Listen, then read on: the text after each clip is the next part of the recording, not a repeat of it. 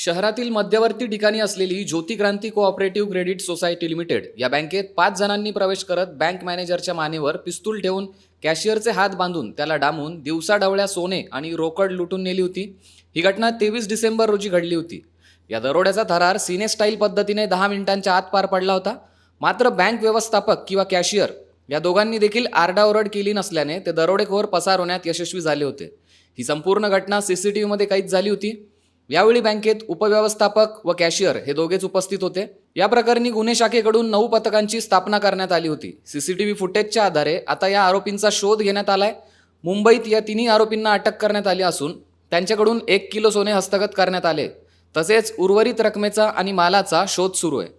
आरोपींना न्यायालयात हजर केलं असता त्यांना 8 तारखेपर्यंत पोलीस कोठडी सुनावण्यात आली आहे। 23 डिसेंबरला इथं ज्योती क्रांती बँकमध्ये दरोडे पडले होते। ह्याच्यामध्ये आम्हाला 4 किलोचं सोनं आणि 1.4 लाखचं कॅश असं मुद्देमाल चोरीला गेले होते। ह्याच्यामध्ये आम्ही फर्स्टपासून आम्ही CCTV फुटेज घेतले। त्याच्यामध्ये आम्हाला 5 आरोपी दिसत होते।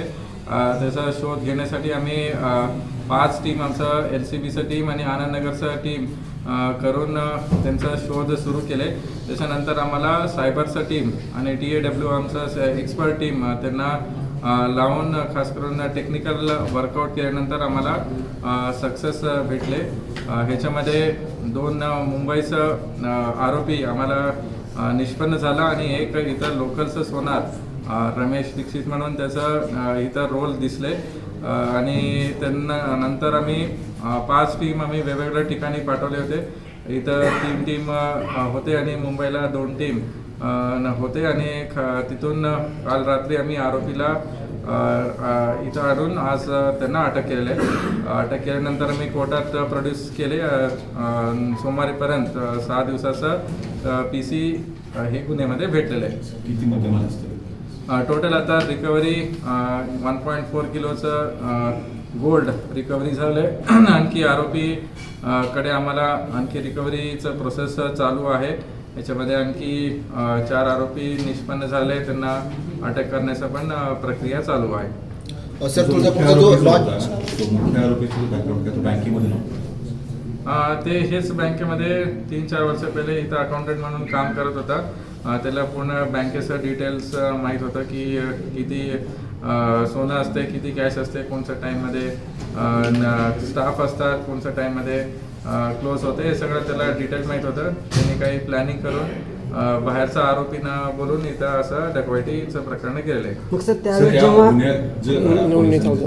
कुठली पथक होती आणि त्यांना आपण हां, ह्याचा खास करून जे आमचं LCTV टीम, सायबरचं टीम, TAW टीम यांनी अत्यंत चांगलं काम केलं आहे। त्यांचं नक्की रिवॉर्ड आम्ही पुटअप करणार। मान्य IG सरांकडे पण हे रिवॉर्ड आम्ही पाठवणार आहे।